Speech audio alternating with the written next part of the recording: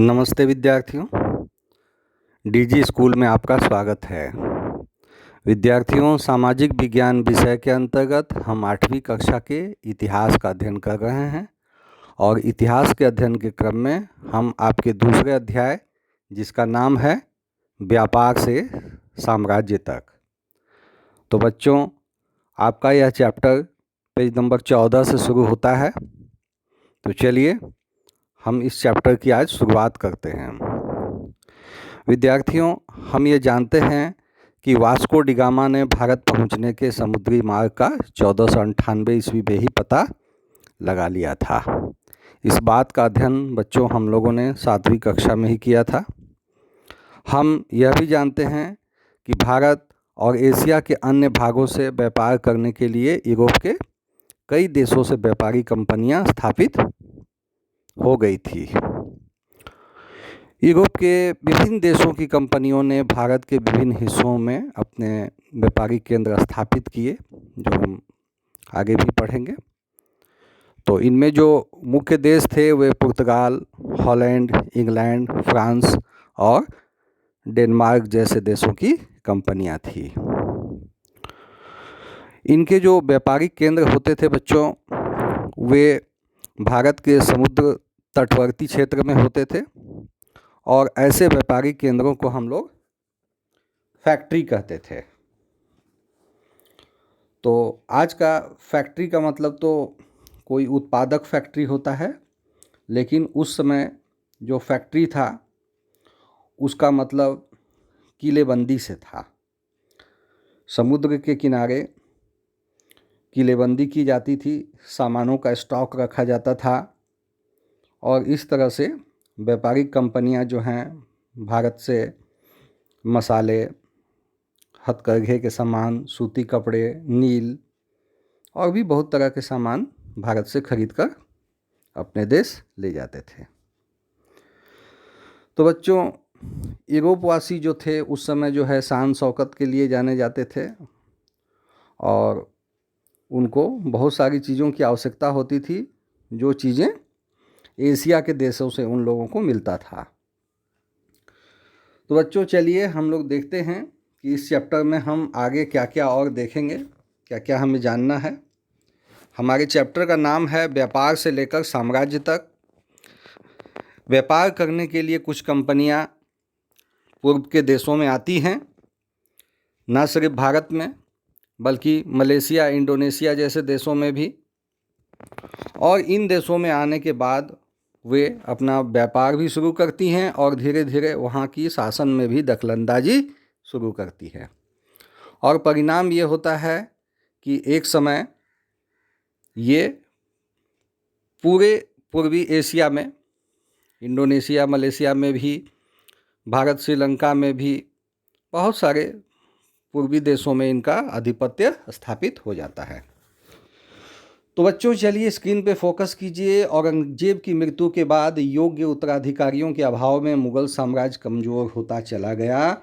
मुगल सूबेदार और बड़े जमींदारों ने अपनी अपनी क्षेत्रीय सत्ता कायम कर ली। अब देख सकते हैं यहाँ पे मुगल राजा औरंगजेब की यहाँ तस्वीर है और इनकी मृत्यु हुई थी 1707 में।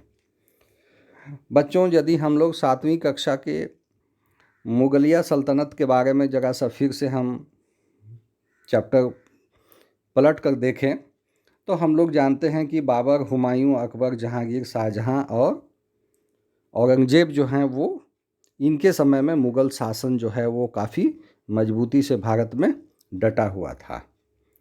तो इसमें सबका अपना अपना कार्यकाल है। 1526 से लेकर के 1530 तक बाबर का कार्यकाल है। उससे आप आगे बढ़ेंगे तो देखेंगे हुमायूं का कार्यकाल है 1530 से 1556। हालांकि इस बीच में थोड़ा सा व्यवधान भी है। आपको पता है बच्चों कि शेर शाह सूरी ने 1540 से लेकर 1555 तक दिल्ली की सत्ता को अपने अधिकार में ले लिया था। तो मुग़ल शासन उस वक्त नहीं था दिल्ली में। आगे बच्चों, अकबर 1556 से 1605, जहांगीर 1605 से 1627, शाहजहां जिन्होंने कि ताजमहल बनवाया था 1627 से 1657 और औरंगजेब 1658 से लेकर 1707।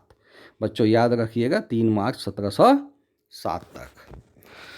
इसके आगे बच्चों औरंगजेब के बाद जो मुग़ल शासक जो हैं वो बहुत कमज़ोर होते चले गए और इन लोगों की जो भारत पर जो केंद्रीय सत्ता थी वो बहुत कमज़ोर हो गई।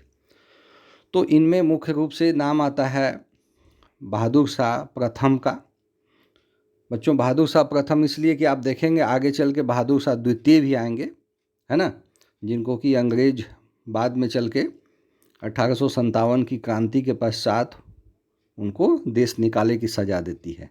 आगे जहांदार शाह हैं, रफ़ीउद्दर्जात हैं, रबीउद्दौला हैं, मोहम्मद शाह, अहमद शाह, आलमगीर, शाह आलम, अकबर टू और बहादुर शाह द्वितीय, जिनको हम लोग बहादुर शाह जफ़र बोलते हैं, 1837 से लेकर 1857। कार्यकाल आप याद रखना चाहेंगे तो आप इसका स्क्रीनशॉट ले सकते हैं। आगे विद्यार्थियों, पुर्तगालियों और डचों के बाद अंग्रेज व्यापारियों और कंपनी के रूप में भारत आए थे। बिल्कुल सही बात है, अंग्रेज पहले नहीं आए थे। पहले कौन आया? तो पहले भारत आ गए थे पुर्तगाली 1498 में ही। आगे चल के डच आए थे 1595 के आसपास।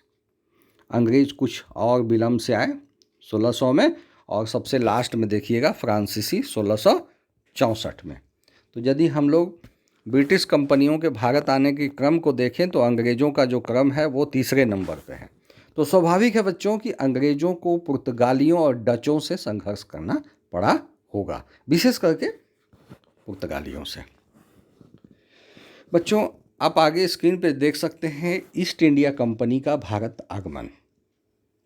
तो हम लोग जैसा कि जानते हैं कि इंग्लैंड की महारानी जो एलिजाबेथ प्रथम थी, उनके समय में इंग्लैंड के कुछ व्यापारियों ने मिलकर एक कंपनी की स्थापना की थी जिसका नाम था the governor and the company of merchants trading into the east India company, जिसको हम लोग शॉर्ट में ईस्ट इंडिया कंपनी बोलते हैं। और इनको अधिकार दिया गया था कि आप पूरब में व्यापार कीजिए, पूरब में मतलब पूरब के देशों से आप व्यापार कीजिए, और इसके अलावा इंग्लैंड की कोई दूसरी कंपनी जो है वो इस क्षेत्र में व्यापार नहीं कर सकती थी। याद रखिएगा कि इंग्लैंड की, है ना, इंग्लैंड एक अलग देश है तो फ्रांस एक अलग देश है ना, स्पेन पुर्तगाल अलग देश है।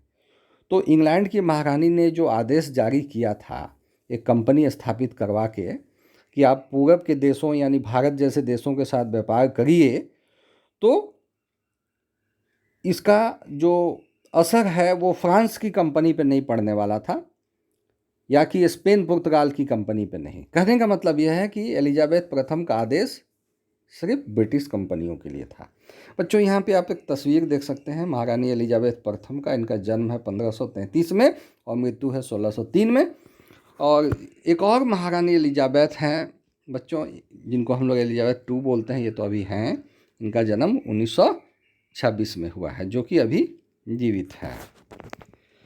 तो बच्चों हमारा जो ये चैप्टर है पेज नंबर 14 से शुरू है, मैं आपको बता चुका हूँ, जिसका नाम है व्यापार से साम्राज्य तक। और अभी हम जो आपको समझा रहे हैं वो विशेष करके ईस्ट इंडिया कंपनी, जो कि भारत में आई तो व्यापार करने, लेकिन उसने अपना साम्राज्य विस्तार कर लिया, उसके बारे में हम लोग जानेंगे। तो इसमें बच्चों काफ़ी कुछ पढ़ना है। और बच्चों यहाँ पे देखिए एक नक्शा आपको नज़र आ रहा होगा, ये आप इसमें देख सकते हैं। इसमें एशिया यूरोप के अलावा अफ्रीका भी नज़र आ रहा है, और अफ्रीका के सबसे दक्षिणतम बिंदु जिसको केप ऑफ गुड होप बोलते हैं, उत्तम आशा अंतरीप बोला जाता है। तो यूरोप से यानी इंग्लैंड से भारत आने का पुराना रास्ता वही था। ठीक है, तो इसमें कई चीज़ें हैं। अब हम लोग देखते हैं कि ईस्ट इंडिया कंपनी की जो गतिविधियां हैं वो क्या हैं। तो ईस्ट इंडिया कंपनी की गतिविधियां हम लोगों को देखना है पेज नंबर 16 पे। तो देखिए, भारत में व्यापारिक कोठी स्थापित करने के लिए ब्रिटेन के सम्राट जेम्स प्रथम ने 1608 ईस्वी में कैप्टन हॉकिंस को राजदूत बनाकर जहांगीर के दरबार में भेजा था। जहांगीर तब के मुगल शासक थे। बच्चों यहाँ पे आप 3 तस्वीरों को देखिए। जो सबसे ऊपर में तस्वीर है वो मुग़ल बादशाह जहांगीर की तस्वीर है। उसके नीचे इंग्लैंड के राजा जेम्स प्रथम की तस्वीर है। कहने का मतलब जिस समय भारत में जहांगीर मुग़ल सम्राट थे, उस समय इंग्लैंड के राजा जेम्स प्रथम थे। उन्होंने ही ईस्ट इंडिया कंपनी को आदेश किया था और कैप्टन विलियम हॉकिंस को भेजा था कि आप जहांगीर के दरबार में जाओ, है ना।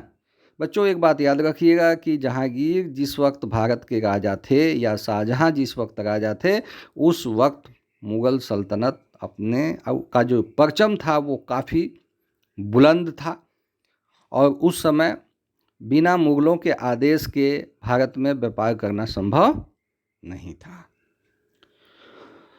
तो आप समझ सकते हैं कि कोई आसान काम तो नहीं था कैप्टन हॉकिंस के लिए। आप यहाँ पे बच्चों देख सकते हैं कैप्टन विलियम हॉकिंस। इनका जन्म है 1560 में और मृत्यु है 1613 में। इनकी तस्वीर आप देखिए, कैप्टन विलियम हॉकिंस। और दाहिनी ओर बच्चों देख सकते हैं एक जहाज़ की तस्वीर है, जो आज के जहाज़ से तो काफ़ी पिछड़ी हुई नज़र आती है। हालांकि उस ज़माने के हिसाब से ये सबसे बेहतरीन जहाज़ रहा होगा, पानी का जहाज़। और इस जहाज़ का नाम था हेक्टर, जिस जहाज़ से सूरत पहुँचे। सूरत यानी गुजरात। तो बच्चों सूरत पहुँचने की जो तिथि थी वो 24 अगस्त 1608 थी। बच्चों यहाँ पे एक नक्शा भी आप देख सकते हैं, जहाँ पे महाराष्ट्र के कुछ हिस्से, गुजरात, राजस्थान और उत्तर प्रदेश में स्थित आगरा को दिखाया गया है। तो सूरत उतरने के बाद, सूरत में जब हेक्टर जहाज़ से पहुँचते हैं कैप्टन विलियम हॉकिंस, तो वहाँ से इनको जाना था आगरा। बच्चों ये दूरी लगभग 1600 किलोमीटर है और उस समय ना कोई सड़क, ना कोई रेल मार्ग। अब अनुमान लगा सकते हैं कि कैप्टन विलियम हॉकिंस को भी कितनी तकलीफ हुई होगी आगरा तक पहुंचने के लिए। आप अनुमान लगाइए कि या तो घोड़े पे या तो पैदल कई रात और कई दिन लगे होंगे, तब वो पहुंचे होंगे आगरा। तो इन लोगों के मन में ये था कि व्यापार तो करना है और व्यापार करने के लिए परमिशन हमें लेना है, हर हाल में लेना है ना। और ये जेम्स प्रथम का आदेश था। यहाँ आप देख सकते हैं इंग्लैंड के राजा जेम्स प्रथम को। तो इसी प्रकार से ये जो कैप्टन विलियम हॉकिंस हैं, ये भारत में प्रवेश तो कर जाते हैं और यहाँ आने के बाद इनको परमिशन भी मिलती है। लेकिन वास्तव में इनको परमिशन लेने में जो सबसे बड़ी बाधा होती है बच्चों, वो बाधा होती है पुर्तगालियों के कारण। पुर्तगाली नहीं चाहते थे कि ब्रिटिश कंपनियों को व्यापार करने की छूट मिले। ठीक है, तो आप यहाँ कुछ विशेष बिंदु हैं जिसके बारे में मैं आपको देखिए बताता हूँ। इसको आपको ध्यान रखना है। इसके बारे में तो मैंने बता दिया कि इंग्लैंड की महारानी एलिजाबेथ प्रथम के समय में जो कंपनी बनी थी उसका नाम था ईस्ट इंडिया कंपनी। और आगे बच्चों कि ईस्ट इंडिया कंपनी से प्रतिस्पर्धा करना था। किसको? ईस्ट इंडिया कंपनी को प्रतिस्पर्धा करना था पुर्तगाली कंपनियों से, है ना। तो इस चार्टर के तहत ईस्ट इंडिया कंपनी समुद्र पार जाकर क्या करती थी, नए देशों की खोज एवं व्यापार कर सकती थी, पहले ही बता चुका हूँ मैं। परंतु इस चार्टर के तहत दूसरे व्यापारिक देशों को पूरब के बाजार में व्यापार करने से प्रतिबंधित नहीं किया जा सकता है। कहने का मतलब ये है कि ईस्ट इंडिया कंपनी की स्थापना इंग्लैंड की महारानी ने किया था और जेम्स प्रथम ने कैप्टन विलियम हॉकिंस को भेजा था कि आप जाइए और व्यापार करिए। लेकिन इससे पुर्तगाली कंपनियों पे तो कोई प्रभाव नहीं पड़ना था ना बच्चों, है ना। तो ईस्ट इंडिया कंपनी के भारत आगमन से पहले ही 17 मई 1498 ईस्वी को वास्को डी गामा नामक पुर्तगाली नाविक उत्तमासा अंतरित होते हुए कालीकट पहुंच गया। बच्चों कालीकट कहाँ है? केरल में। हॉलैंड वासी जिसको हम लोग डच कहते हैं, वे भी व्यापार के उद्देश्य से भारत पहुंच चुके थे, है ना। और बच्चों आपको मालूम है भारत में उच्च किस्म कोटि के जो है रेशम, सूती कपड़े, काली मिर्च, लौंग, इलायची, दालचीनी, नील ये सब पाए जाते थे, जिनकी यूरोप के बाज़ारों में काफ़ी मांग थी।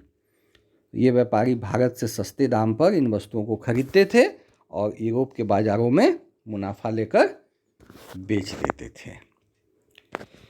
तो आगे चल कर के यही प्रतिस्पर्धा जो है ना बच्चों, ये काफ़ी प्रतिस्पर्धा इसमें हुई और इस प्रतिस्पर्धा में अंग्रेज़ों की ही जीत होती है। पुर्तगाली सिमट कर रह जाते हैं कुछ खास क्षेत्रों में, जैसे गोवा वाला जो क्षेत्र है, गोवा, दमन, दीव, ये सब क्षेत्रों में पुर्तगाली सिमट कर रह जाते हैं। तो देखिए बच्चों, यहाँ पे वास्को डी गामा ने इन मसालों को बेचकर अपनी समुद्री यात्रा के खर्च का वहन करते हुए भारी मुनाफा भी कमाया था। ये तो पहले की बात है, 1498, है ना। यूरोपीय कंपनियों के बीच प्रतिस्पर्धा से भारतीय बाजारों में इन सामानों की कीमत बढ़ने लगी, जिसकी वजह से इन व्यापारिक कंपनियों का मुनाफा घटने लगा। यह परिस्थिति यूरोपीय कंपनियों के लिए नुकसानदेह साबित होने लगी।